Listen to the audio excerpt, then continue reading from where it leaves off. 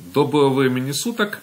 Сегодня покажу позиции, которые встретились в учебно-тренировочном процессе. Вот первая позиция, ход белых. Я играл эту партию сегодня в Блиц, и я думал тут, что изобрел что-то супер гениальное, но потом, к сожалению, опять нашлось опровержение. Опровержение достаточно симпатичное, ну и позиция, как это может композитор играть, нечистая. Давайте думать, как бы вы пошли за белых. Делаю специально паузу, чтобы вы чуть-чуть посчитали что-то, либо нажали на паузу. И давайте я буду показывать, что я хотел и что было в партии. cd2. Ну вот, я думал, что здесь все гениально. Абсолютно гениально. Понятно, что у меня есть нападение. Допустим, на ход fg7. Нападение вот это вот есть. Как один из вариантов. То есть дальше cb6, кстати, так и было в партии. И вот такой ход. И в принципе ходов-то сильно у черных и нету. Давайте рассмотрим fe7 и de3. Тут, естественно, вот эти два хода dc5, dc5 и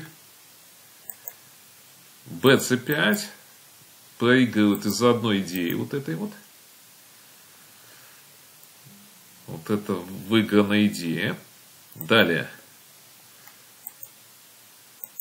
Сюда.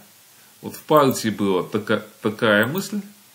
То есть de3. И вроде бы так черные получают нормальную позицию. Но здесь, к сожалению, для черных все закончилось плачевно. Вот так вот было в партии, кстати. И просто оппозиция. Вот такая вот оппозиция получилась. Далее.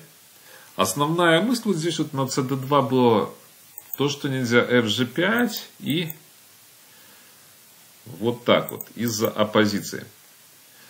Но фишка в чем? Как говорят молодежь, фишка в чем? На cd2 есть такая вот жертва. И вообще ничего нету, то есть у белых вообще ничего нету. Я бы, наверное, даже в партии de3 ничью бы делал сразу. Ну, вот видите, опровержение простым, но эффективным очень ходом. Две шашки отдал и вообще ничего нету. Далее будем смотреть дальше позицию. Ну, это позиция из партии Василия Сокола. Остро достаточно развивалась партия. И вот здесь вот ход черных. Опять маленькую паузу я делаю. gf6. И вот здесь вот надо представить, что будут строить белые. То есть белые будут строить рогатку вот это вот на g3 на h2. И нужно черным знать, что противопоставить этой рогатке. Когда вы знаете, что противопоставить рогатке, то решение очень быстро получается. cd6 отдали и bc5 выигрыш. Но это известная позиция. Далее. Очень интересная позиция. Очень интересный ход здесь за белых. Давайте я вам дам пару секунд подумать и покажу, что тут было и какой самый эффективный, но он нестандартный ход. Эффективный, но нестандартный ход. И он очень красивый. Кстати, дети нашли сразу этот ход. А меня тянуло. Как вы думаете, на какой ход тянуло меня здесь в этой позиции? Ну, понятно, меня тянуло на ход hg5. То есть, вот на эти позиции, это стоклеточные, что-то похожее на стоклеточные. Есть позиции там, ряд интересных. У меня, кстати, на канале было. Но. Есть более эффективное решение, и оно нестандартное, как я говорил, не сильно стандартное, может даже антипозиционное, но очень красивое. ef2. Ну и, пожалуй, здесь даже можете смотреть, не надо уже позицию. Сюда. То есть выигрывается в любом варианте. На hg7 нападение просто. То есть сюда и, ну, можно gh4, наверное.